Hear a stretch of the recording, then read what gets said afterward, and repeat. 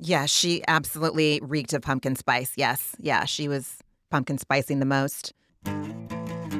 It's time to take a therapeutic dose, a prescription-strength reality TV podcast that explores the intersection of reality TV and therapy. Possible side effects may include entertainment, strong emotional reactions, and/or laughter. Here are your hosts, Ramona Ramirez and Margie McGee.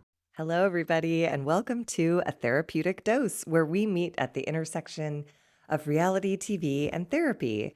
I am Margie McGee, and with me, as always, is my dear friend and co-host. Hello, everyone. I am Ramona Ramirez. Margie, it's lovely to see you. Lovely to see you as well. Yay. We're back to talk about Orange County, which is starting to drill us both into the ground slowly. I'm just being ground into a fine powder by Honestly.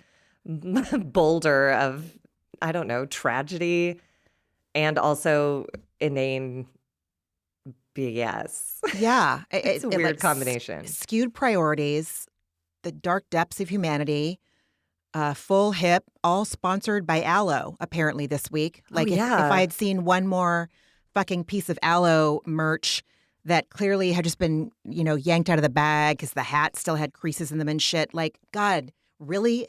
Do we need an Aloe fake fur jacket? Like, Yeah, I'm not apparently. looking for my foe to have a big old tag sewed onto the side. Jesus. Now, in fairness, I love Aloe clothing, and one of my favorite sweatsuits is the coziest thing from their collection. But I agree, it was distracting. Yeah. The scene where Jen and Katie were talking, and Katie was in that like head to toe chocolate brown, and her sleeve was just like centered in frame. And I was like, Yeah. I get it. Yeah, She's wearing exactly. an Aloe jacket, guys. Exactly. Can we recenter the shot so we can see the girls? So Whatever. insane. So ridiculous. Yeah. And Emily's jacket set me over the edge. Which one was that? Was The that faux fur? Yeah, that was crazy. Yeah. That was crazy. It was all insane. It was ridiculous. But yes, this is season 18, episode 10 of The Real Housewives of Orange County, Catwalks and Cat Fights. And yeah, you hear that like acid in my tongue right now. It's just, why are we're still talking about the same bullshit 10 weeks in? I don't care anymore, Heather. I don't care anymore, Katie. I don't care anymore, Gina.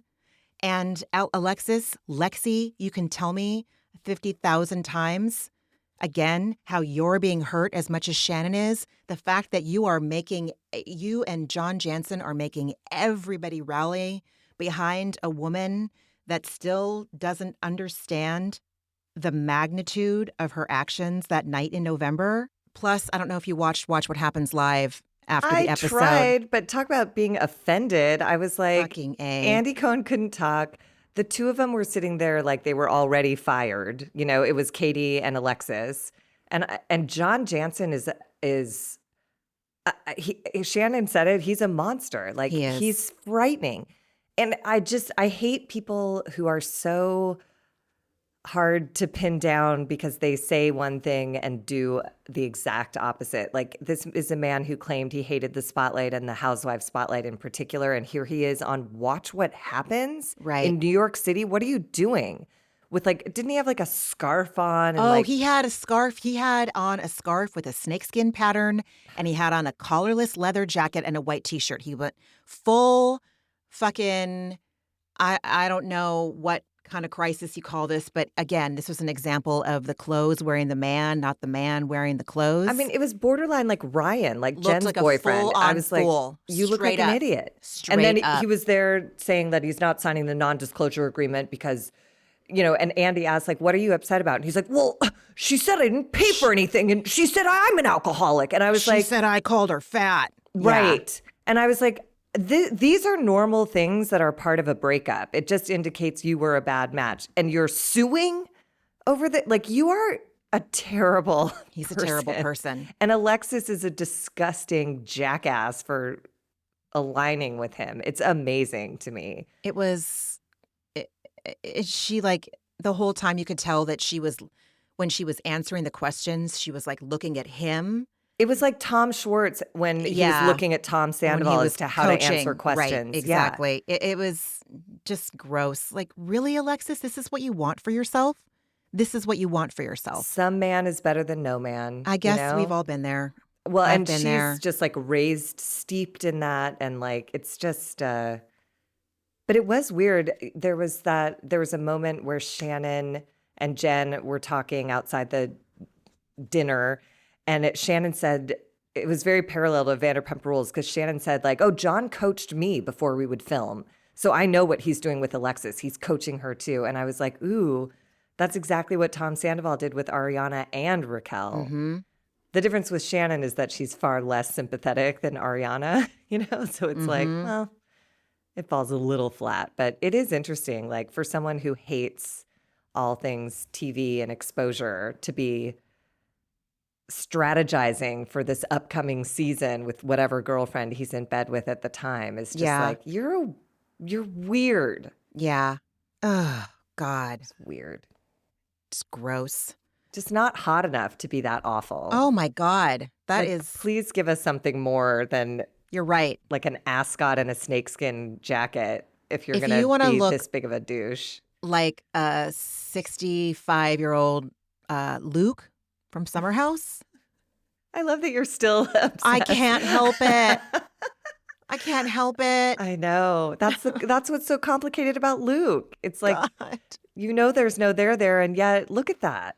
There's no there, but yes. But look at him. And he makes a ring. He'll make a piece of jewelry, and it's like, okay. He'll make a piece of furniture. Right? Okay. He'll listen to Maya. He'll listen to Maya and give her a sympathetic hug. I know. And you're like, oh, yeah. And Minnesota lake house, like he doesn't care about the Hamptons. He just wants to go to his Minnesota lake house. With his parents. He likes his parents. Like, that's cute. Yeah. Talks to his sister. And then yeah. And then you're like, when you're dating someone like you, Luke, you're like, well, yeah. Oh, yeah. Yeah. Look at all these things. It's at least Luke makes it challenging because he's complicated. John Jansen is just like, you're only gross and yet you pull tail. So I guess congratulations on that, you weirdo. Orange County, gross. I know. So we pick up where we left off with Heather and Shannon. I believe that they're in Shannon's room. And in Heather's confessional, she says, I'm very concerned about Shannon. She's so fragile and so broken. I'm very worried about her. And then when we pivot back to the scene, she's basically low-key insisting / persuading her to go to dinner with everyone. Let's throw some glam at the problem. Like, ooh, after the day that Shannon had, if I was truly worried about my friend's well-being, I would have said, you need to, listen, if you want to stay in your room and throw some room service and some Netflix at the situation, I probably have a gummy in my purse. You take the night off and you relax. You're in no space. Show or no show, that was a gnarly day. Filming or no filming, that was a catastrophic, crisis-filled afternoon for her. And Heather's like, I'm concerned about you, but also put on some makeup and go to dinner. And I swear Shannon was saying, like, I can't go to dinner. I can't go. And anyway. So Shannon is my Sutton of this franchise. Okay, and yes. So I interpreted that as Heather being like, if Shannon goes back to her room, she will drink herself into oblivion. My God. She needs to be around human beings. Oh my and God. I need to keep an eye on her. Because when she said, I'm concerned about her, that's how I interpret it. Okay. Nothing in her inflection would indicate that. But again, it's me projecting my own stuff onto it. So I thought, and Heather, there's a lot in this episode. To me, it feels like there's a lot of everyone knows Shannon is an alcoholic. Everyone knows Shannon is drunk when she showed up at the forest, stumbling in, slurring and laying down and giggling and whatever. There's a lot of people knowing there's a huge problem and trying to manage it for the cameras. And anyways, that's how I interpreted that. But hearing you, I'm like, yeah. No, if Shannon was a normal person, everything you said is like, absolutely crawl into the cozy covers and like see you, in tomorrow. Right. Right. This is why I love discussing this with you, because I am so convinced every time I see something that I see exactly what's going on, and I do not. Well, but I remain humble and teachable throughout discussing these Orange County cast members. Likewise, I'm sure. And then Shannon does come back to Heather's room to get glam. And there was this moment where the hairstylist, who I also think was drunk, because she kind of like slurred, like, you know, I never like John Jansen. She did seem, yeah, I got that. She's when people say that to me after a breakup, it's so unhelpful. Yeah. Like, try harder. If the problem is the person who has broken up with this person loved them, and they still do, which is why they still have feelings about it. Eventually, indifference comes. It does with all relationships. But in the beginning, I always hate it when people say to me, like, ugh, I hated him anyways. Or like, he had a stupid laugh. Or like, we all hated him. And I'm like, great. I loved him. And I was in it for years. Right. So like, that's helpful. Yeah. Thanks, guys. Like, thank you, slurring makeup artist with your, I don't know. With your Christian Girl fall hat. Truly. Yes. Oh my God. She was in full pumpkin spice. Her whole outfit absolutely was reeked of pumpkin spice. Yes. Yeah. She was pumpkin spicing the most. She was. Yes. Her pumpkin spice was strong, but her the helpfulness was dismissive and weak and lame. And then the whole episode for me, it just feels like this long game of telephone that like finally sort of erupts in that last meal. But, you know, we have Emily going to Alexis's room to tell her that Shannon learned about the videos from Gina, and Shannon was distraught. And Alexis is a dick, and she's like, it's not just Shannon's side of the story, you know? Like, it's not just everyone feels sorry for Shannon, and nobody said that. It's just, anyways. And then we cut to Heather, Tamara, and Shannon at the bar, where Heather orders espresso martinis for her and Tamara, and Shannon, in her like meek little voice, is like, I'll have a Belvedere and soda. It's been a hard day. And I thought Tamara was right on when she said this is Shannon's MO. She orders a drink to give the illusion of control. If she stopped drinking, then that would appear to people that she's admitting she has a problem. If she drinks with reason and control, then she can try to make it seem like, you know, she's managing this just fine. But the next morning, in my opinion, nothing was managed. Shannon was like an absolute wasteoid, just like, you know, whatever. She's my dad. I've seen my dad like that many a morning when he's supposed to show up at events, and you open the door and he's like, huh, bleary-eyed, and then comes stumbling up hours later. This happened at I was doing summer stock one year, and he was supposed to come to this like barbecue, and he was barfing in the morning. My God. Oh my and I showed up to the barbecue without him. My friends were like, oh yeah, we saw your dad out at the bars last night. I was like, what? And he didn't tell me that, of course. And then he showed up later looking like pale and just sickly and hungover. And so anyways, I put all of that onto Shannon. You know what I mean? I was like, fair, very fair. Yeah, very fair. Yeah, Yeah, I can see that. I can see how, yeah, again, because I just immediately am like, shut the fuck up, Tamara. Like, shut up. Like, you're so judgy about it. It's true. Like, all the compassion is gone. But to be fair, I haven't been there for the duration of their friendship when they were speaking. And how many times must Tamara have heard XYZ? Because at the end of the day, as sympathetic as I am to Shannon, I also know what's on the other side is that she is an emotional vampire. Mm. And she sucks the life out of her friends that also feel like me and also feel like a lot of the viewers this season, that she's being maligned. Did I use that correctly? Mm-hmm. Okay, God. Like she's marginalized. Like, yes, she's being out of. She's the identified patient. And whether she deserves it or not, like, you know, everyone's scrutinizing what she's doing. And but Tamara she's running a deficit as far as me giving her the benefit of the doubt. She's running a deficit. As this episode goes on, she is just vile. Every chance she gets, she sucker punches Shannon. So it's just like, okay. In this moment, I thought she had an interesting assessment. And then from here on out, I was like, oh, you are so mean. Mm-hmm. You're so cruel. Yeah. It's remarkable. Yeah. And then we go back to Emily in Lexi's room, and she's trying to use the woman-to-woman approach with her, and it's just failing. And Alexis says that if she and John Jansen were playing dirty, the videos would already be out. And Emily says, but you're telling people about them. And then Alexis doubles down and says she's crying and she's like, she's trying and Shannon is still being horrible to John Jansen. I don't think that she is. She's not even bringing him up. She wants him out of her rearview mirror, probably faster than like would be natural, you know, given the breakup happened 6 months previous and they were together for 5 years, 3 years? At least, yeah. Yeah.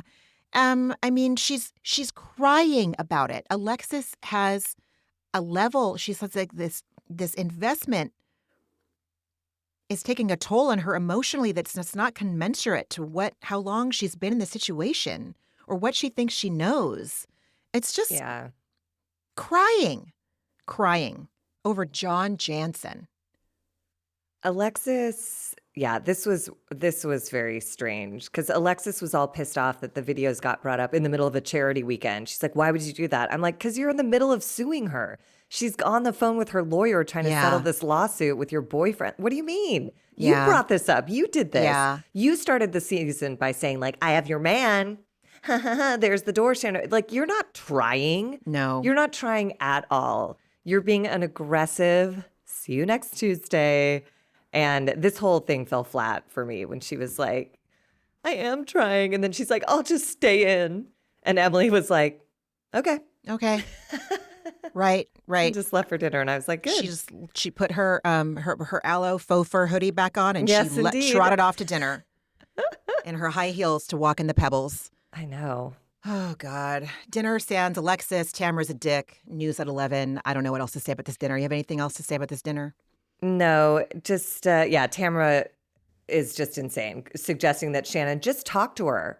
Just talk to Alexis? Are you kidding? Like, they're in an active lawsuit, first of all. So I feel like they shouldn't be just talking anyway. That's a very fair point. Yeah. It's just insane. It did make me laugh when we had a couple character defining moments where Heather in a confessional goes like, you know what's bigger than the issues between Alexis and Shannon? Me, basically. She's like, my event. I was like, God. I was like, my oh my God. She did say, family equality is bigger. My event is bigger. I'm like, ew. Yeah. You're like, she really is the Wizard of Oz here. Like this whole season is just completely Heather-centric. And that moment, I was like, wow. And it's like, even though she has this opportunity with this event in these last few episodes to really keep the focus on that, she cannot. Okay, I need to really think about how to say this. I want to be clear and I want to be succinct. And I want to do it without having to go on 10 tangents. Heather has an opportunity to show us the side of her that is really committed to a cause like family equality. And yet it's still eclipsed by how much judgment and control and lack. Okay, here's what it is. Here's what it is, Margie. It is an utter lack of willingness to have any kind of curiosity about what is going on Katie's end or with any of these other fucking fools. There is no curiosity. Heather has made her ruling. She's banged her gavel. The envelope is sealed, and there is no curiosity on her part whatsoever. It is her way or the highway. It's her moral rules or you're wrong. And I am so bored. And it's unappealing. It's repellent. It's a lot of things. Emily feels like the only one that's willing to be curious. Which is a real 180 from where she was at the beginning of the season. But that's what I'm saying. You have a little bit of humility. You show a little bit of humility, a little bit of humanity, and my compassion for you will come back in spades. Heather has little spots of it. When she and Terry were crying at the event, when when people say our kids are lucky to have us and we're lucky to have them, okay, more of that. But even the way she approaches, I don't know, she's just not curious about shit. She is so high on her own supply. Yeah. And I don't really sense a real spirit of inclusion with her. Like, absolutely not. I don't really feel like any of the other parents at this event were part of that.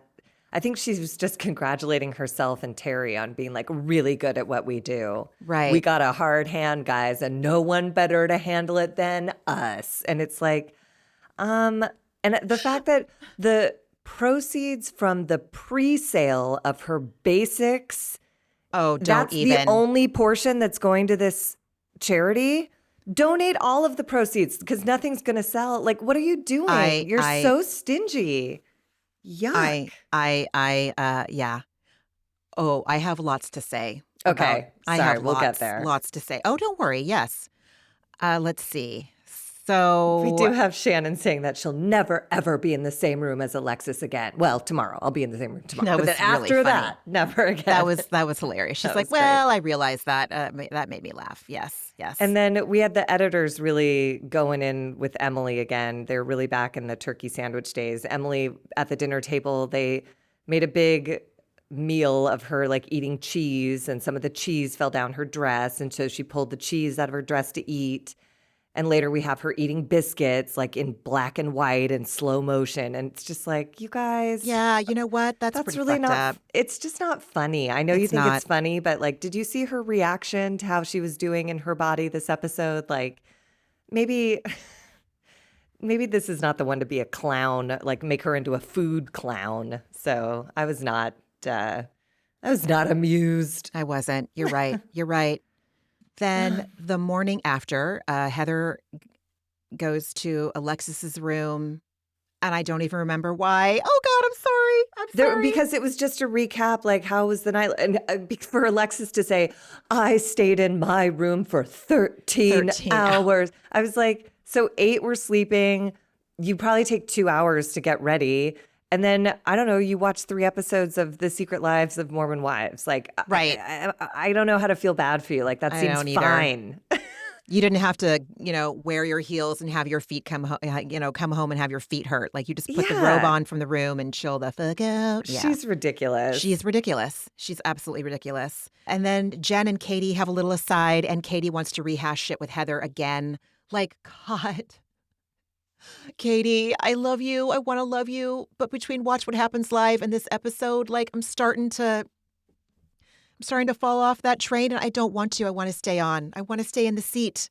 Yeah. I want to stay in the seat for you. The thing I appreciated her saying was like, I just want Heather to listen to me like I'm a person. Yes. Because I honestly feel like Katie wouldn't even think this was such a big deal if she hadn't been cut off now 2 times. Yep. Trying to just be heard. It's that whole like, the St. Francis prayer, like try to understand rather than be understood, Heather. Give this girl 5 fucking minutes just to say her piece and then move on. Once people feel like they've been heard, they can move on. But if you just keep saying like, no, we're going backwards, it just like keeps it alive in them. If you let them air it out, then you guys can either talk about what you misunderstood or continue to disagree on and then move on. Oh. But Heather's such a controlling nightmare, which again just makes me believe Terry had an affair, which is the opposite of what she wants. Again, this all goes back to Disney pics. Okay. This whole thing is so stupid. Okay. Yeah. This episode was interesting when you look at it, when you really look at Terry and Heather. And listen, whatever arrangements a couple makes together in their marriage, in their relationship, whatever arrangement they have, as long as it's consensual, and it is literally none of my business. If their relationship is just business, if they are able to pursue other things recreationally and they understand that, that's fine. But like, I've said it before, I'll say it again. Neither of them are compelling enough for me to give a shit who they're in bed with. Yep. It's not Sandoval and Ariana. Ariana was like the sweetest, most honest goddess, and Sandoval portrayed himself as the same. So when that broke, our sweet queen had been injured by a secret monster. There was real intrigue, like that's a real like Grimm's fairy tale right there. Yes. If Heather and Terry's robot asses are in bed with someone else or no one ever again I don't care. I just don't care. And it doesn't reflect on either one of them in any meaningful way for me. I don't think Heather's being made a fool of if Terry's boning secretary. Like, I just don't. Yeah, absolutely. Who cares?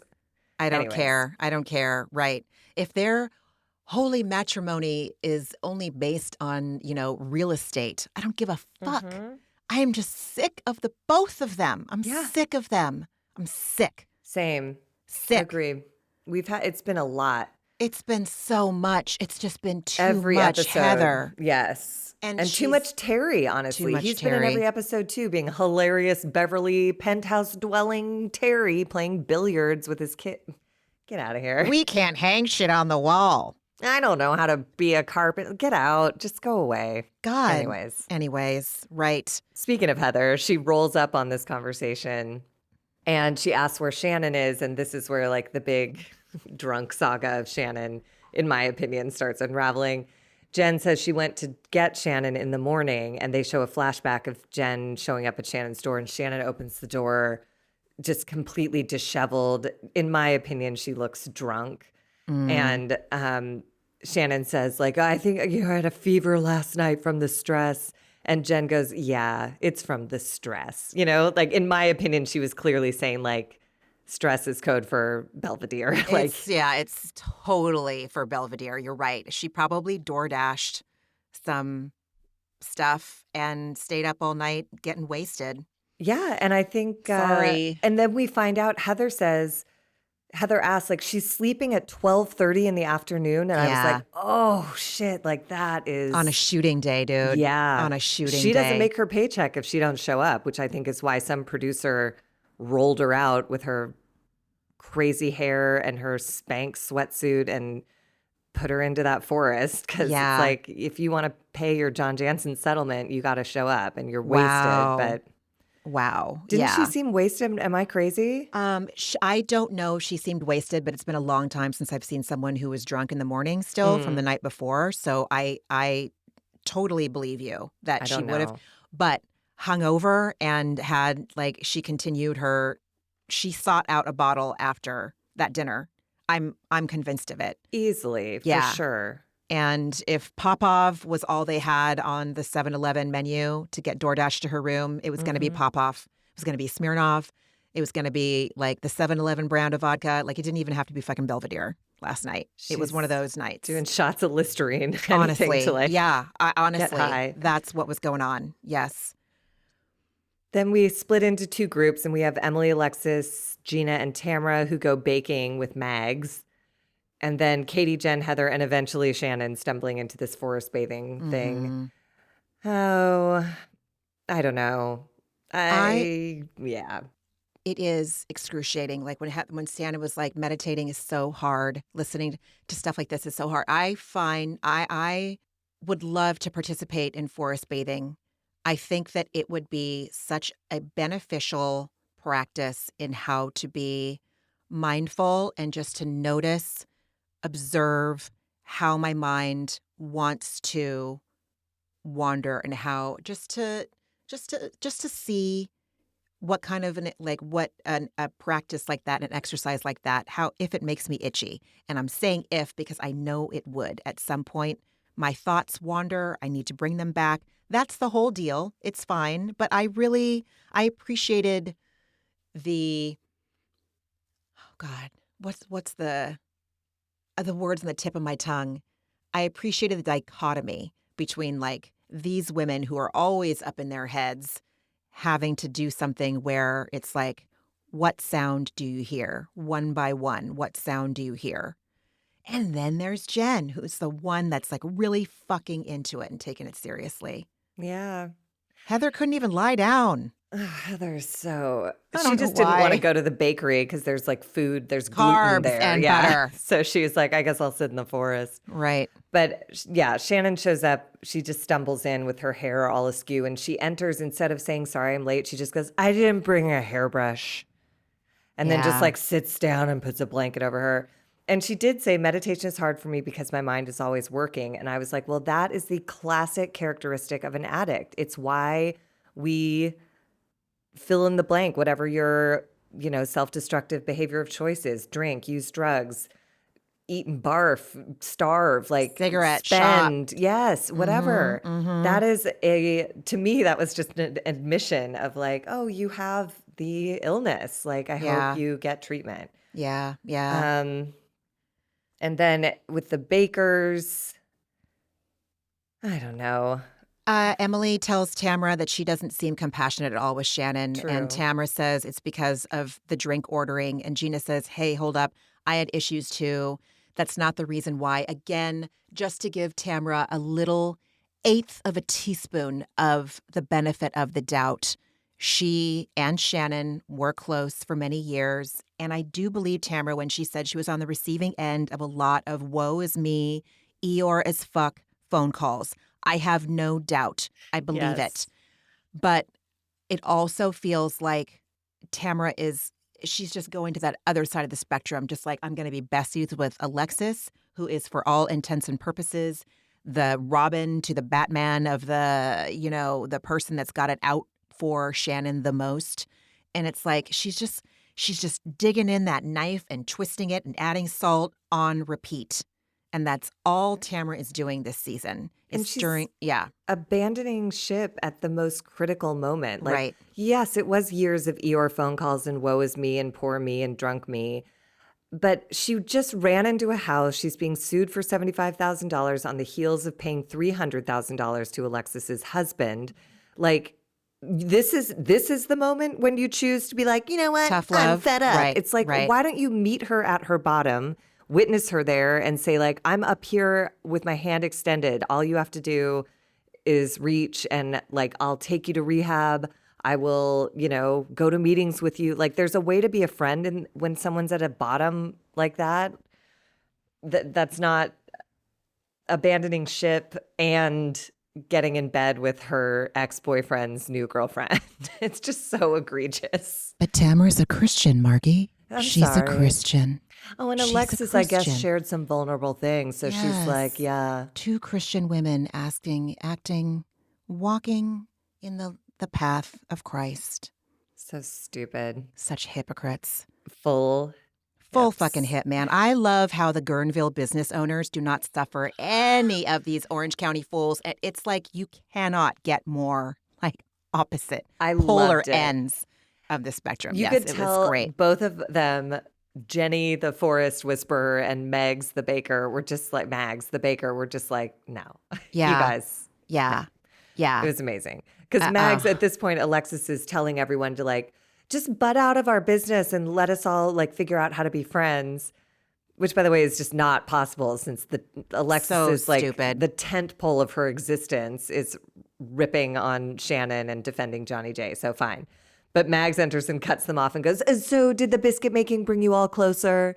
And they're all like kind of startled into saying yes. And she's like, great, I'm going to bake off the biscuits and you go chill out. She's basically like, get out of my establishment. Get out of my establishment. With your talk of fingers up each other's buttholes. Honestly, have some shame, man. Honestly. Or just have some fucking dignity in someone else's place of business. Exactly. Like, I don't care.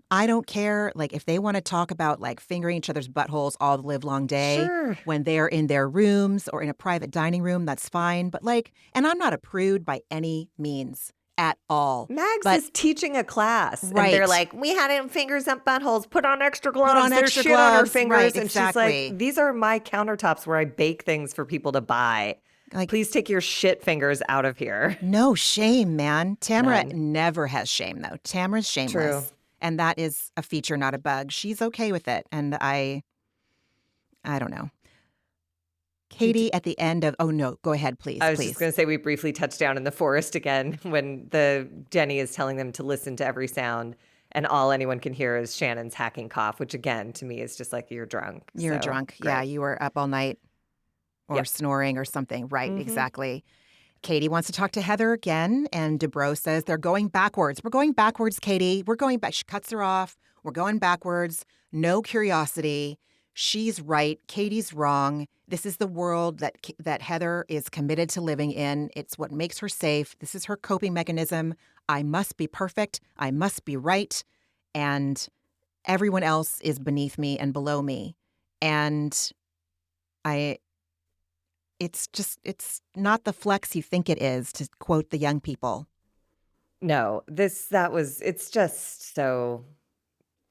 dismissive and so dehumanizing the way Heather treats Katie. It's really unpleasant to watch. Yeah. She won't let her finish a sentence. She literally won't let Katie get to the end of a thought before she's like, Katie's like, I want to talk to you. We're going backwards. And I really do think it's because Terry was going to arrive for this event and she was afraid that Disney paparazzi pictures would be in the discussion again. It's just like, hear her out. She's trying to say things I don't even consider. I don't know if I do or I don't, but all of it could be avoided with Heather just sitting still for 60 seconds and letting Katie finish a thought. After the fucking forest bathing, which is all about having an open mind and just noticing. And they're drinking stress ease tea. And like, she can't, come on, man. She can't even go along for 5. After that, I would at least have 10 to 15 minutes, ideally an hour, of trying to embody what I had just been walked through for an hour. That's what poor Jenny was hoping for, but she was just, Jenny's exiting line without any punctuation was like, enjoy the tea. It was a pleasure to meet you all and share this practice with you. Like, as she was leaving, she just was like, bye, fuck off. You ruined this forest. Honestly, you ruined it. You ruined it. And then Heather, as they're all getting up to leave, she makes a point of turning to Shannon and saying, like, you need makeup.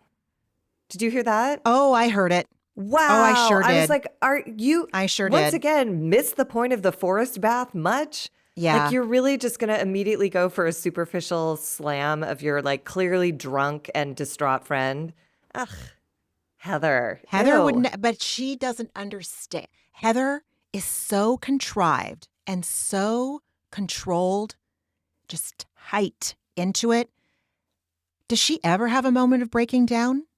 Does she ever have a breakdown? I'm sure her farts smell like, when you squeeze the balloon at the top and pull it to the side to let the air out. And just like I'm sure everything about her is that tense. I'm messy and I can get really dysregulated when I can't find my keys, or if I have shit in 3 purses around the house, I can't find them, I'm running late. Like, it's not fun to live in my house in a moment like that. But at least I have other parts of my humanity that counterbalance that or eclipse that, where people want to, like, does anyone want to hang out with her besides Terry, who's legally and contractually bound to?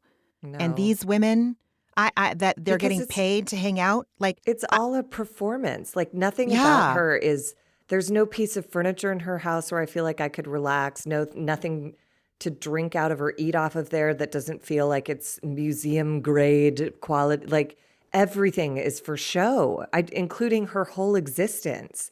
I still don't know anything about what she is. The only time she shows emotion is when the image she's trying to present is threatened. That's the only time. That's when she said, don't you ever come for my family again. Because now someone is threatening to, like, real or imagined, expose something. Expose the non-perfection. The pull human the curtain, part. Yeah. Pull and the curtain even back. with her children, being non-binary and trans, she's turned that into a cause. So no one can, now it's part of her. It defines her as a mother and an activist. Mm-hmm. It's like, can't you just, like, I would love to see what the actual transition was like for a parent. Like, this is ridiculous, but Cher has been really open about what that experience was like for her, saying goodbye to a daughter and welcoming a son. Mm-hmm. And the whole time, the spirit of that soul was the same, but there was a grieving process to let go of who you knew and reimagine that love in this new body that makes much more sense to the person occupying it. And I loved hearing her talk about that. And I think it was such a tribute to Chaz to be like, this is how I honor you, by going through this with you. I have a friend who transitioned and he always says, this is your transition too, because I knew him for decades before he transitioned and will occasionally still misgender just out of being unconscious in a moment here and there. And he's so generous with like being patient with that. And like Heather's already perfect and she's an Heather's activist and she already did it. perfect. She is already doing everything exactly right. She would never misgender. She got it right on the first day and her child came out and it was that simple. They just said, I'm bi, here we go. It's like, were there no discussions? Was there no curiosity? Like you said, is there any curiosity about process? Could you help a kid in how they might approach their parent? No, it's just like, I'm selling basics. And that will help this cause in this crunchy town up north. Aren't I progressive? Right. Exactly. Bye. Exactly. Yeah. I hear the lack of patience coming from both of us. And I know that on this podcast where we look at things through the lens of all the years we've been to therapy, it's just I am at a fever fucking pitch at this point with this ridiculousness. And I think what's happening is I really hope that people aren't falling for her bullshit. And you just explained it all. Like we haven't seen it. And if she really wants to like do what she thinks she's doing, which is bringing visibility, give us the whole thing. Give us the whole thing. Give us when you found out, how did you feel? When, what was it like watching your child navigate this transition? You know, what did it stir up for you? What were the hard parts? Instead, it's just like, we have money, they have opportunities, we support them, boom, done. And that's like everything. Like everything's just it leaves wrapped so up many in people tissue behind. paper. Yes, exactly. You know? It leaves so many people behind. And I think that's probably why I'm irritated is like, I've had that feeling so many times in my life where people are like, well, just stop doing this self-destructive thing or just do that. That's what and it's like, people are so impatient with process. And it leads to this results-driven life, this achievement-driven life that is so, in my experience, it's just false. It leaves empty. out all the best and it leaves out all the worst parts. Yes. So that if I'm a person going through something and I see someone who one day had a life that made sense to them in this way, and the next day it makes perfect sense to them in this way, and there's nothing in between, then I feel like a fucking failure through all of my stumbles as I try to get from one side of the river to the next. They're just there. They blink their eyes and they materialize on the other side. And they're like, what's your problem? Oh, I'm sorry you don't have it as easy as me. I'm over here. That's here. what Heather wants. That's what she wants. That's how she makes that. That's how she fills that hole that you and I filled with food or dieting or starving or over-exercising, or Shannon and Sutton fill with fucking, Belvedere or whatever, what Dorit fills with her Instagram filters, photos and her fake fucking labels. It's like everyone has their thing. And lest anyone get it twisted, this is not authentic. Heather Dubrow is a caricature. She is one-dimensional. She is not real. She's not. And it's so interesting because in like storytelling, she edits out the most interesting parts. Like if this was a story being told on TV, they wouldn't show her giving the speech at the fashion show. If something had to hit the cutting room floor, it would be that. They would show the drama and the joys and the release of all of the stuff in between. But Heather just goes from one clean, sterile thing to the next clean, sterile thing. Exactly. And now we move on and sort of shame on Bravo for like letting her do that. It just feels like but maybe that's the point of the show is like if you have enough money, you get to bypass the hard parts and just sell white shirts. Right. Cough, fucking Kyle Richards, Yeah. Yeah. And this is also like, it's what the fans want. It's what the fans want. They love fancy pants. They love fancy pants.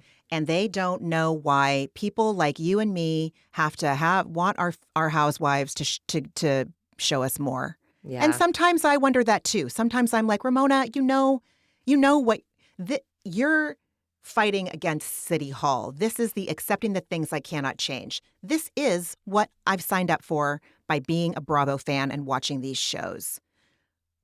But on this podcast, I like to talk about Heather's faults.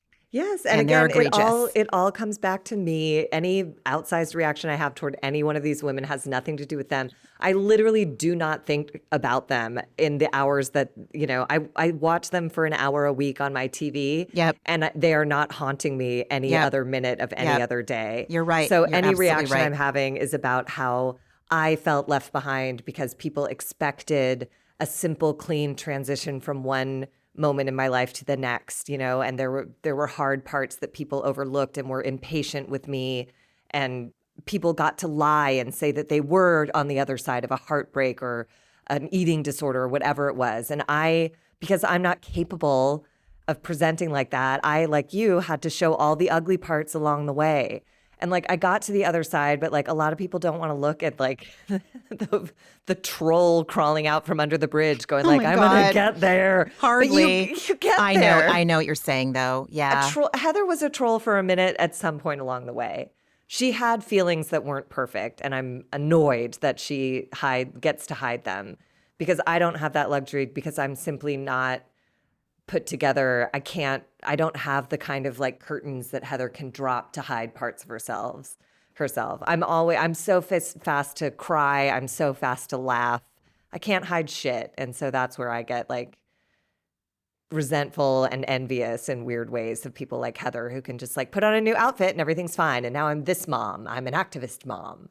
But you're the one that's had friends up until like through the double fucking digits that have seen you in every iteration of every emotion. And we keep coming back for more and cherishing you more because of everything that you've shown us. And I know I can speak on behalf of all of like your friends that I am mutual friends with, like. Well, and I feel the same about you. It's why we're so close. Yeah. Nobody walked away. Nobody pulled a Tamra. Nobody. Anytime someone got deeper into a hole or started pulling themselves out of it or got to the top of the mountain, we've been there for each other every step of every experience. And it makes the highs, it's so powerful to witness the highs, and it's so powerful to move through the lows with someone. Yeah. And Heather won't ever have that experience. And I think I resent her for not wanting it.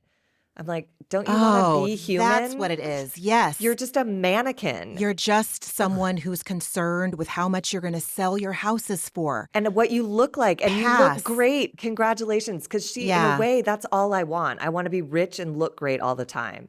So if I'm to reduce it to its, most reductive state, Heather has everything I want, and it looks like it sucks. So I guess it's not what I really want, and that's a bummer. Yeah. She's ruining my fantasy. Heather. I don't want what she has. Yeah. Me neither.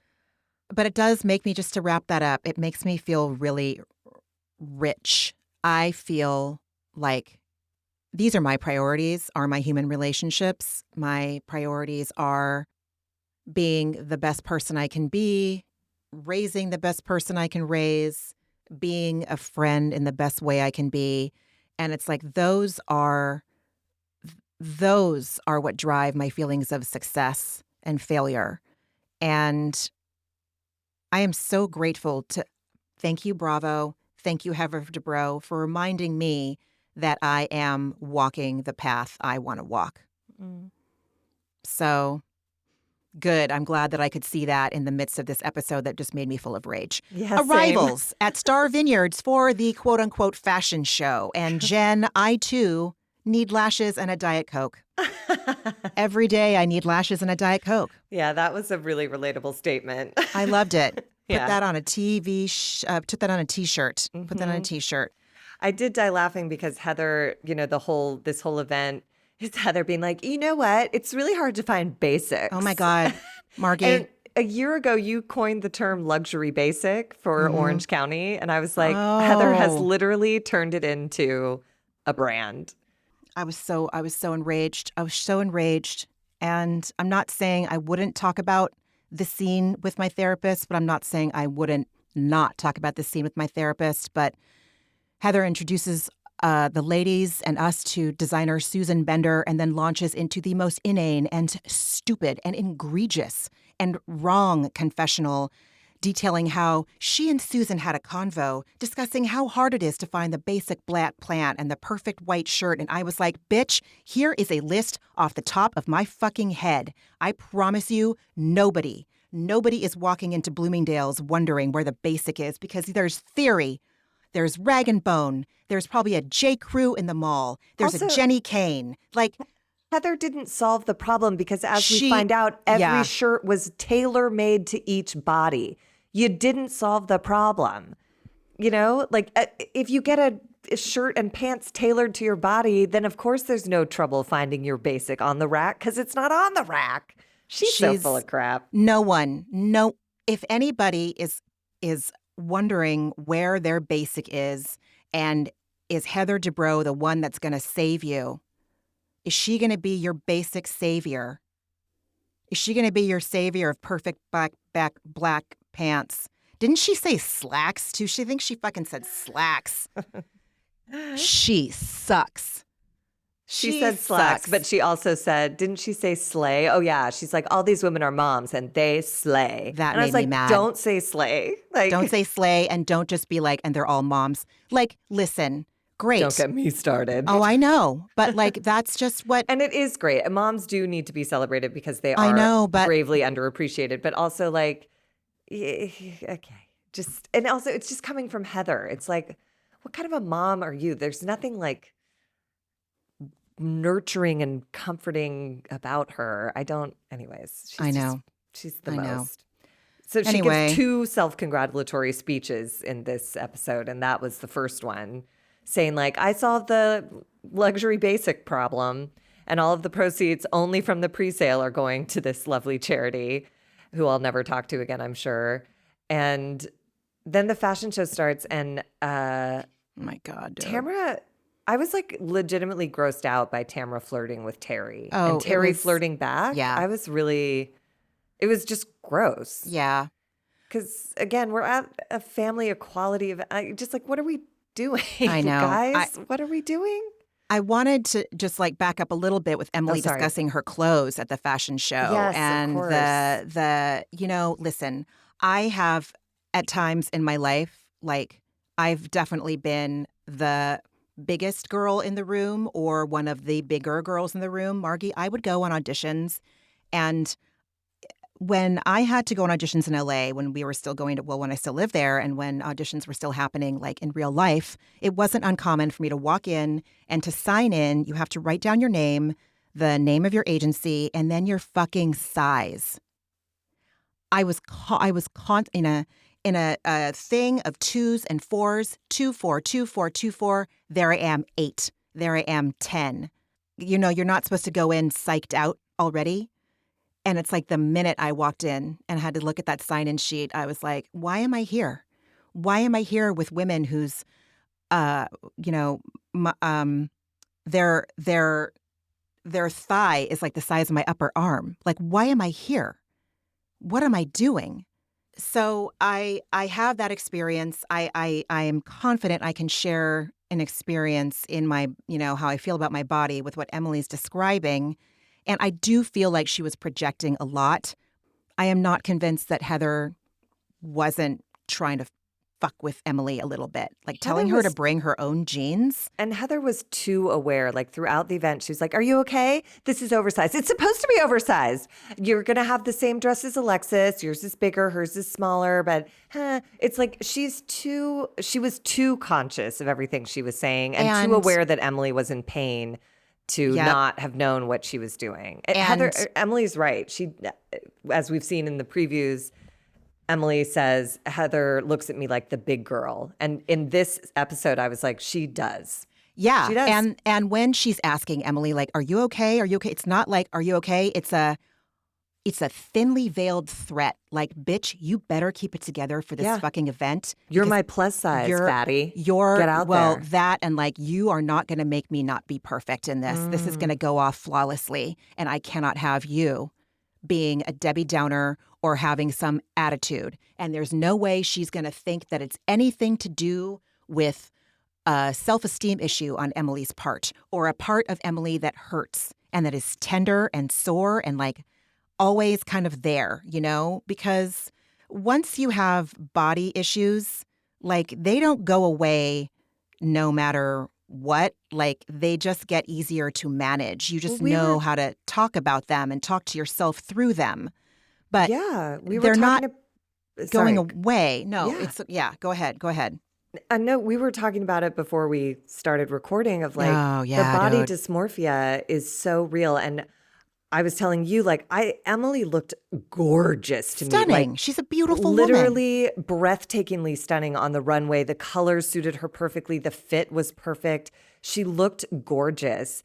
And she was so trapped in her dysmorphia that she couldn't enjoy how fucking great she looked. And it's not about her weight. She just looked fucking beautiful. She looks beautiful. But in a moment where someone says, here's an oversized jacket, all she's thinking is, my arms are fat. Have I really lost weight? I'm a disgusting pig. My Like, God. all of the old tapes immediately go full blast, high volume. And, you know, she did a great job showing up for Heather and delivering on that runway She when did. she felt like shit. I agree. I hope she watched it back and was like, oh my God, I look amazing. Like, I hope her headspace cleared and let her see, like. And again, this is going to, of the two people in this scene, who's going to be the more relatable one? Who's going to be the one that we can understand more?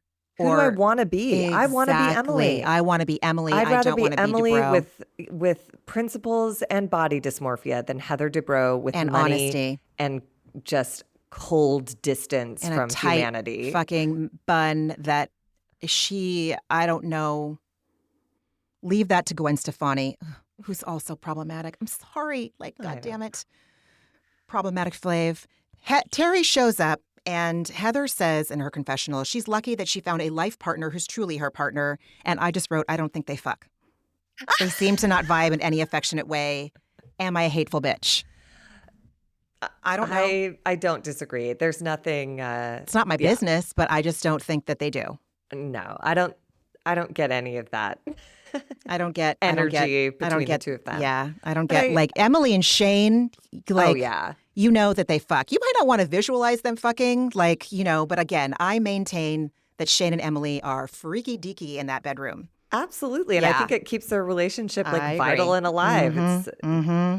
But no, Heather. But I did believe her. She did say, you know, that she thinks she's a lucky person because she's truly found her life partner. And whatever the dynamic of that relationship is, I think that's true. He does show up for her in the way that she likes. He looks nice. He's on time. He showed up. And to Heather, that's love. To me, that's just like, again, to me, that's a performance. But to Heather, that's what she wants in her life partner. So once again, she congratulates herself on landing the man of a lifetime. Poor everybody else. You're right. Oh, I got the good one. She's just... Oh, my God. I'm dying to know if anyone's listening and wants to throw us an email at atherapeuticdose@gmail.com or message us on Instagram. Tell me, help me. I'm curious to know what I'm missing about Heather. If I'm missing something, I want to know what it is, I promise. And I will have an open mind. I invite you.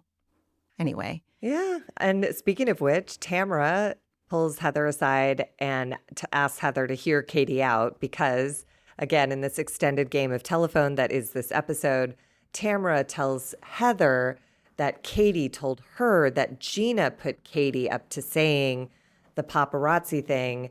And then Tamra adds on because Gina didn't want to do it herself because she wants to protect her real estate connections made through Heather. And Heather is immediately shuts up and is suddenly ready to listen to Katie and is like, well, Gina's lost that privilege or whatever the fuck.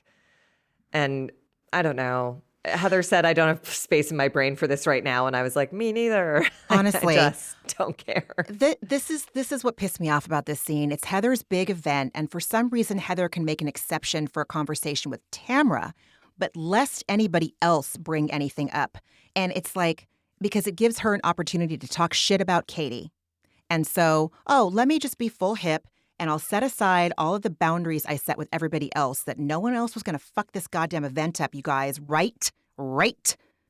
Giving that metaphorical pinch to your kid's arm. Not that I've ever done this, but back in the 50s, 60s, 70s, 80s. Like, 80s. Nope, you look perfect. You're going to look perfect right now when you're introduced to so-and-so at your dad's office. A hair pull. Exactly. Mm-hmm. So it's like you're not... Just with Tamra of all fucking people. With Tamra. Just like, Margie, what? Yeah, yes. Tamra is really, again, just completely out of line and just exaggerating. Like when we later get to that lunch, we find out that what Gina said, if anything, was that Heather supports her real estate career, helps her with her real estate career. And it's like, so she didn't say, I can't say this because then I'll lose my real estate connections so I need you to like twirling her mustache and tenting her fingers. It's like, I don't think anything nefarious happened here. And once again, I can't say it enough. It's about Disneyland paparazzi photographs. Like, are we really still trying to turn up the heat under this stupid soup? Okay. Oh my God, that was amazing. Oh, yeah, yeah. Just to talk a little bit about therapy in this scene, and it comes from a very, like, you're going to be like, what the fuck are you talking about? Well, maybe you won't, but the light in that scene, while it was beautiful, any light that isn't like bright summer light, like as we're transitioning into fall right now, the light looked similar to the light that they shot that scene in, even though I know that that scene happened in late winter. It's like when the weather and the seasons start to shift into the ones where it makes the nighttime last longer, it gives me such a feeling of dread and anxiety because at least the summer gave me light that I could count on amidst the darkness that was going on under my roof.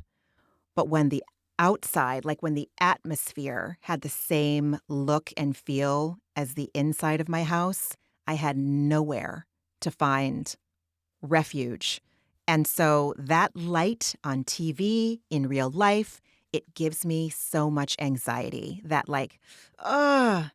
anxiety that's like, you're not safe. The not safe time is coming. It's so crazy. It's just the light. But that's what came up for me yesterday watching this. As you're describing it, I'm feeling the same sort of tension in my heart, like in my chest. It's like, right. And I think I've shared probably on this podcast before that there's a particular time of day, like around 4 or 5 p.m. when an owl goes like, hoo, hoo, hoo, hoo, hoo. That was the time of night where like the terror started to set in our household. And so anytime I hear that particular cadence of a hooting owl, I'm always like, the same thing you're describing. It's weird. I know that people really love fall, and this time of year, they're like, they're so horny for fall to set in earnest. And I'm just like the dog with the feet on the floor, not wanting to get in the car to go to the vet. Like, don't take that one safety net away from me, which is the light, the full strength light, not the anemic and the warmth, light. like you can get outside without having to like get a coat. Like if you need, there's a readiness for escape. Yeah. There's more hours of daylight and more friendly weather. And I'm with you. I don't fall when the time change happens. I just am like, God. I'm a disaster. And everyone's like, we gain an hour. I'm like, we don't. We gain nothing. We gain darkness and sadness for months. Exactly. I hope you're happy. Exactly. Okay, well, good. I'm not. Because I was. I love that. No, that's itchy. Yeah. Let's see. Sorry, I was jumping all over the place. My notes are out of control. It's okay. I don't know what's going on. I'm so sorry. No, this is the fashion show now. This is the fashion show, Sorry. And it's true. Like, I had the same note. Like, my God, Tamara is so one-dimensional. I'm just so over her. It's just like hypersexuality, and, standing on a soapbox that's built on a foundation of lies and wrongness. She's just repellent. She's repellent. And all of the clothes are forgettable. Completely. There's nothing that was interesting in this fashion show whatsoever. Basics. Can't find basics, please. Oh please. My God. And the last thing we need a fashion show for is basics. It's just like, okay, dude. Especially, I don't know pleather if you've seen... basics, anyway. Oh my God. And I have nothing against pleather, okay? I'm right now, as we speak, I'm like monitoring a pair of faux leather leggings on ThreadUp that I can get for a crazy low price with tags. I am not dissing pleather. I'm just saying this was not the thing that Heather thought it was. Well, and this happened to air in the same week as New York Fashion Week getting underway. So like you're seeing all these like crazy avant-garde artistic styles walking down, open air runways. And it's just like such a cool, like it's like installation art. It's amazing what New York Fashion Week has become. And then to see this, like, a couple of ladies clip-clopping down a catwalk with some pants, some slacks on. I was just and like, a black oh, boo. sheath. Like, Yeah, God, boring. no thank you. With a belt, boring, okay. right? Like, theory. Just theory. It's done. It's done. I mean, Jesus. there's a place for your basic out there, but like Right. Heather Dubrow is not. And especially, again, if it's only pre-sale profits that go to the Pre-sale launch. organization, it's like there's absolutely no reason to track She was this just stuff looking down. for excuses to use industry lingo like capsule, pre-sale, launch, blah. And she gives herself her second self-congratulatory speech. This is the one where she basically says, nobody does it like we do. Poor everybody else. Mm-hmm. I did appreciate Alexis had a confessional where she said, you know, I get to live my life essentially without fear or apology, and I want the same for my kids. And I was like, I like you for that soundbite. Yeah. So, And that seemed heartfelt. It didn't seem like something you're going to write on the mission statement of a website. Go off, Heather, to say what the young kids say. Go off, but go off. Yeah. And then Heather makes the comment at the end, like, all the models were moms. And I'm like, who cares? Like, yes, it is hard to be a mom. It should be more like how hard it is should be more normalized. I know that it's not because like everyone does it a million times a day, all day, every day. Like I get it. And I'm not putting down the workload, but it's like, again, it doesn't make them more valuable than any other also, models. It was just a weird thing. It's like in this circumstance, they're all housewives. That's why they're here. If it would have been really interesting if she said these are all moms of, you know, transgender, non-binary, you know, LGBTQ community Margie. children. Yes. That would have been of interest. But just to say like, here are moms, it's like, but that's not what they are right now. Here are some moms that they're flew right up. now. They're housewives on vacation. That's what they are right now. So and they flew up on a private jet. Right. They flew up on a private jet. And they're behaving in accordance with my agenda. And so I have control over all those little puppets. Everybody applaud. Oh my God, dude. Speaking of which, this is in the, you know, at some point during this reception, Heather tells Gina, I think she tells both Gina and Katie separately, like, we're going to talk tomorrow. Like she says it to Gina in a threatening way, in the super manipulative, like, what did she say? We're going to bust it all out of the box or something ridiculous. So it's just putting Gina on eggshells, you know, for the next 12 hours. Puts her glasses on and then says, okay, we're good. Like, you're dismissed. And then she did the same with Katie. Like, oh, I'll let you talk to me tomorrow. Yep. I know you wanted to talk to me. The time you chose to do it was inappropriate. But now that Tamara has informed me that Gina's a bitch, I want to hear your gossip. And so now I'll that let my you event talk is to me. over, I'll make some space for Emily to like cry to me about how I, you know, low-key fat shamed her, and Katie can finally finish her sentence. I will allow it. I'll allow it. I'll make some space. Because now it's an appropriate time. Inclusivity. Ugh, gross. Jesus. And then Shannon is ready to go. And Alexis was hoping to have a conversation with her, which is just insane on Alexis's part and insane on the part of everyone who encouraged her to have this conversation. It's also, I just want to point this out really quick. Heather gives her blessing that this summit can go down if both parties are willing to participate. Heather says, oh, okay, yeah, I'm okay with it. I'm okay with that. Oh, God. And also, it's just so ill-advised, like, because it's not coming from any genuine place. Basically, what I hear Alexis saying is, like, I'm not getting to shoot enough. I'm not getting enough filming time. So I need to change this. So she spent the whole first half of the season being an absolute bully to Shannon. And now she's like, this isn't working out for the hours that I get to put in on camera. So I'm just going to say, like, let's smooth it over. And I did appreciate Shannon for saying, like her friends say, Emily says, will you talk to her? And she's like, she goes, it's not healthy. No. Right? She just shrieked. It's not. And then Alexis, as Shannon's leaving and saying goodbye, Alexis, I don't know if you noticed, reached up to hug Shannon. And Shannon was like, no. I'm just here to say I heard you want to talk to me and I'm not open to that.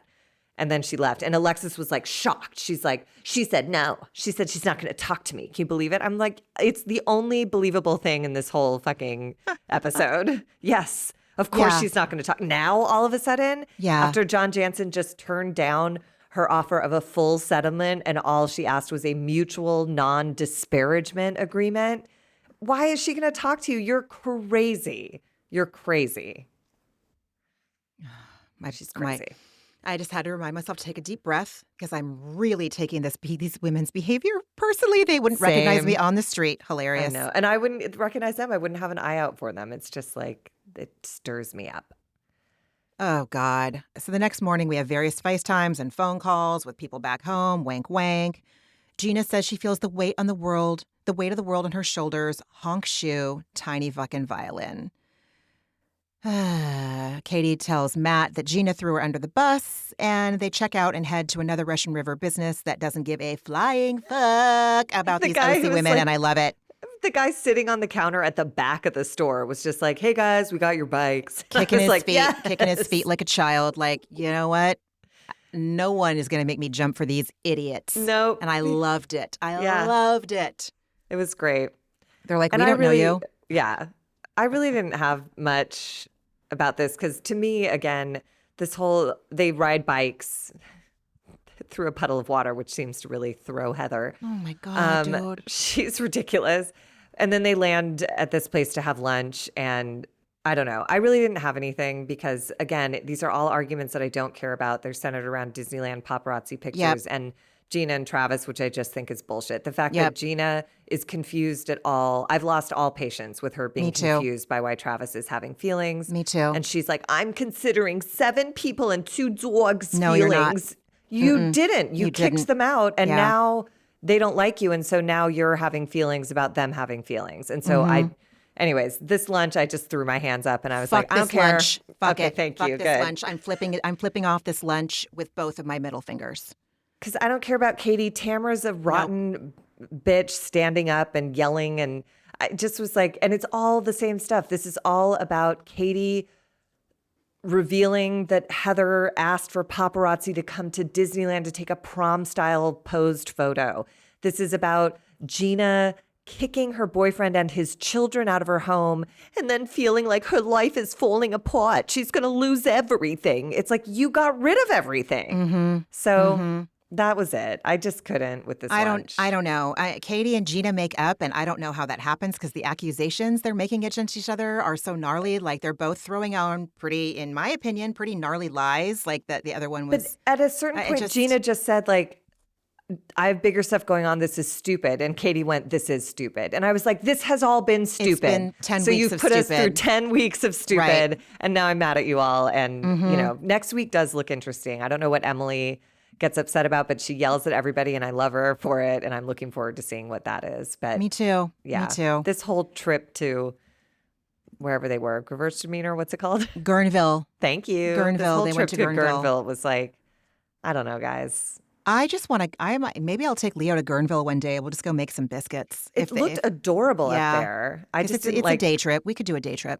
That would be so fun. Yeah, it would be nice and fall. That biscuit place looked great when they initially showed all the baskets of goods. I was like, ooh, I know. So Mags. I wonder if Picnic will start. I don't know. I don't think that they probably are one of the like must stops on any list of like what to see in Gurnville. I'm sure that they're on there. So I don't know. They don't think they need the fucking Bravo bump. It can't hurt, you know? No, it can't. But they did look like legitimate small businesses just getting by. Again, the guy sitting on the counter kicking his feet in the bike shop was like, he's a guy who's just like, did we make the rent this month? Great. We're doing great, exactly, guys. Exactly. I'm going to go drink my craft IPA and fucking walk my rescue dog and smoke some cannabis. Friend, what else did you watch this week? Well, I texted you during the week because I started watching The Secret Lives of Mormon Wives. Yes. And it's fascinating. So I had it on while I'm working, so I didn't watch it as much as like listen to it while I was doing other things. But there's a lot going on. It's really interesting to me watching people who are raised in an incredibly conservative religion wrestle with just basic human desires for like, you know, sex and alcohol and caffeine and ketamine and like the way Botox, like it's all funneled in through, and acceptance and inclusion and understanding and like all these things. It's really, it's a pretty heavy condemnation of organized religion on that level. But they do mention there's one woman who does ketamine therapy. She does the infusion treatment. Her husband does not, but he's in the room and she's able to talk with him more freely when she's in that treatment. And she said it's solved things in their marriage and it's helped her with her friendship. So I thought you would be pleased to hear that. I am. Like, I'm it's very getting some good airtime. I can't wait, especially now more than ever. We need to have this medicine seen for its contributions, not what it's. Yeah, I am terrified for what all of this stuff with Matthew Perry is going to do. I'm terrified. I mean, but this is, I think that is so clearly, his dosage was so outside of the realm of any human body being able to manage. He'd been addicted for years. Like his system was just conditioned in a way no one else's ever could be, probably. But to hear a young woman talk about it, and now I haven't watched the whole season, so I don't know what happens with her and her husband. Nobody's in a healthy relationship, I'll say that. So I don't know how that all shakes out, but it was a good representation of ketamine therapy. And the other women were like curious about it. They were like, that sounds great. I want to try that. And I was like, okay, good. Go Mormons, go. As long as they're doing it with a reputable provider that provides, I'll save that. It sounds like they are. She said that there's someone who does the infusion and then a therapist in the room with her husband there and to facilitate the conversation to help, okay, good, and support their marriage. I'll reserve my immediate. I'm sure it's not perfect criticism, but yeah, because I want people to understand that, yes, the trip part is fucking amazing, but the integration, the setting up what you want to achieve during your journey and the integration of the journey with what your intention was is as important. It's not as sexy. It's not as but whatever. This girl talked about that because one of the I'm other really girls glad. was like, I tried that and I just felt like I was in a cartoon. And she was like, oh, well, you didn't go far enough with it. Like, you have to sit down and have these conversations. And I was like, okay, so they're really talking about the mechanics of a drug trip versus a therapeutic administration of the drug. So the intention is all about it. Yes. What did you watch? I watched, as far as scripted stuff, I think we probably watched an episode or two of Only Murders in the Building. Righteous Gemstones. We started it and then gave it up. Again, just my attention span it could use some work. But we're towards the end of season 2, and I just think that show is so full of comedic and improv geniuses. Oh, it's just so, I love it. I love that show so much. It is so wacky, and the more I learn about how Danny McBride's mind works, the more I want to know. And so I love that cast. Yeah, I do hilarious. too. And then Summer House, just more of the same, but it's just so good. I'm so grateful that I can watch it without commercials. I'm so grateful I get to binge it. I'm so grateful that I watched season 8 first, and then I get to go back and fill it all in with the previous 7 seasons. Summer House, man, best show on Bravo as far as I'm concerned. And I am humbled and contrite. And I apologize again. And I will, if I need to do it every week that I'm watching it, that I didn't take it seriously, I'm happy to. I admit when I'm wrong. Hey, man, when we know better, we do better. Okay? I love it. That's hilarious. And what was your antidepressant this week? My antidepressant this week, I think I feel like they're getting repetitive, but they're so meaningful to me. Just time with friends and family. Like right before we got on to record, I was FaceTiming with my niece who's in college. And I just love that that's an option, that I can connect with her in that way and see her. And I got to spend time with my goddaughter and her mom, who's one of my dearest friends. And it's just I'm so energized by young people. It's really true. They're so, the way they move through the world, the things they think about, the things that matter to them. helps me refocus what matters to me, because they Mm-hmm. matter most to me. So Mm-hmm. it's once I talk to them, I'm like, oh, the things that matter to you are actually the things that matter the most to me, that you're like safe and trying and, finding joy. Yeah. So it's a real great way to sort of like reduce and remind myself of my priorities, because mine get real, whatever. Once you're an adult, I can get confused as to what really matters. But I had a weekend where I got to focus on what really matters, and that was great. How about you? Well, a literal antidepressant, I got to do ketamine assisted psychotherapy in the doctor's office this week. I had not gone in for an intramuscular session since June, and it was like I was way overdue. Like all of us could tell, like Josh and I, and I'm sure my kid, like it really helps my brain function.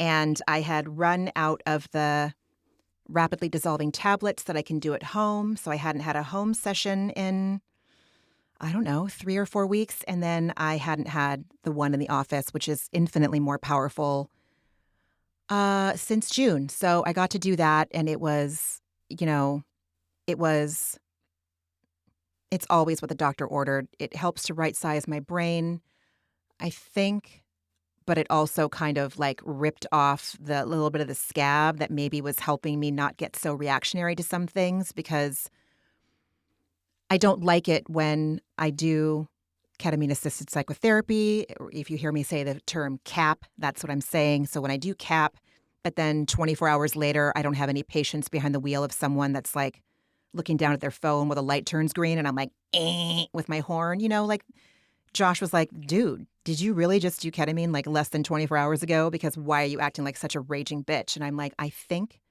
that I was holding things in, and that gave me the permission to kind of like let it go. And so I'm a work in progress. I definitely need to.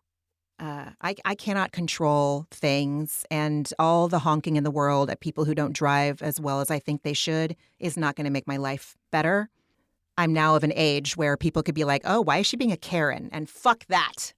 So I did that. And then also, like, this is a quasi gratitude, but also when I feel grateful for things, they do have an antidepressant quality to my life. So I've had a lot of on camera auditions this week that we have to record them at home now because of COVID, which is actually fine.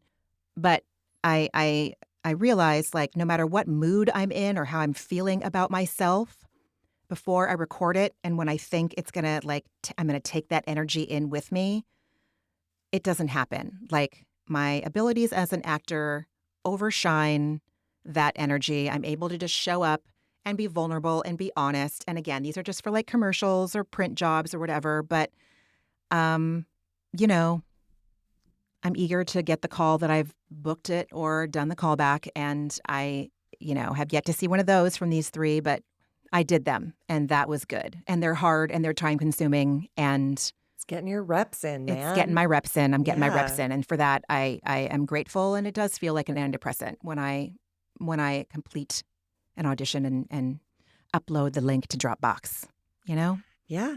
It's that So whole concept of success is just an accumulation of failures. you're It's like right. there's You're no right. way to build a staircase without the first step. Yep. So You're right. You're right. I'm so proud of you for Thank doing you. that. I think of you every time Oh, because, like, I get it. And that pang of fear comes up. And, like, I look and I'm like, what excuse can I use for not accepting this audition? And it's like, mm-hmm. none, bitch. None. Mm-hmm. Just do them. And I got them in before the due date, like days before the due date or a day before the due date. Like, I That's wasn't scrambling. I huge. know. I know. You're right. It is.